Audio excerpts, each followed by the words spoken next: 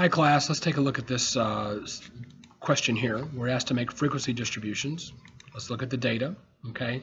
Notice that I have non-filtered and I have filtered. And if I sum all the non-filtered, if I sum all these values 2, 1, 14, 6, and 2, I get 25. If I sum all the filtered, 3, 2, 7, and 13, I also get 25. So when I want to find the percentages, I'm going to take a ratio of the value divided by 25. So starting out 7 through 10, as you can see, there's no non-filtered. 11 through 14, again, there's no non-filtered, but there is filtered, okay? So I'm going to take 3 divided by 25, that gives me 12%. And then for 11 through 14, that's going to be 2 divided by 25, and that's going to be 8%. 15 to 18, I have 2 for non-filtered. And remember, there's a total of 25 non-filtered. So that's also going to be 8% here. But then for filtered, I have 7. So that's going to be 7 divided by 25, which is 28%.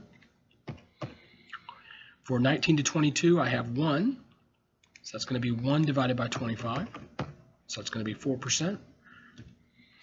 And then for filtered, it's going to be 13 divided by 25, which is going to be 52%. Okay? 23 to 26, there's no filtered.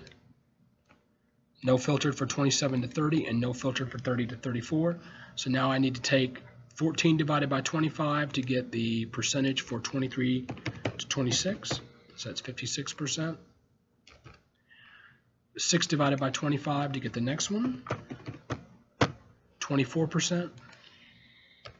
And then finally 2 divided by 25, which we know already is 8%. Now, if I add everything in the non-filtered column and everything in the filtered column, it better sum to exactly 100%. So I would encourage you to check that to make sure that indeed that's what happens. But indeed, that's what has to happen for a relative frequency distribution. Okay? Now, do the cigarette filters appear to be effective?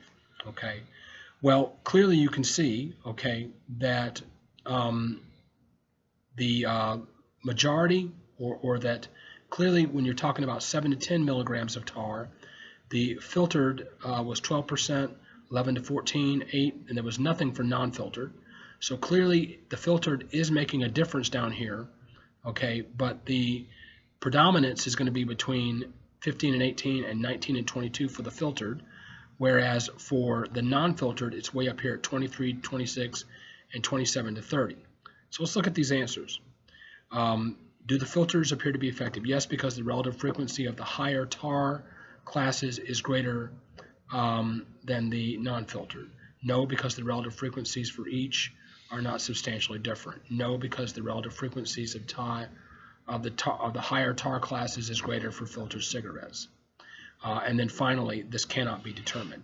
So let's try A and see what happens, because clearly we can definitely see that the filtered cigarettes are making a difference. And indeed, we're correct.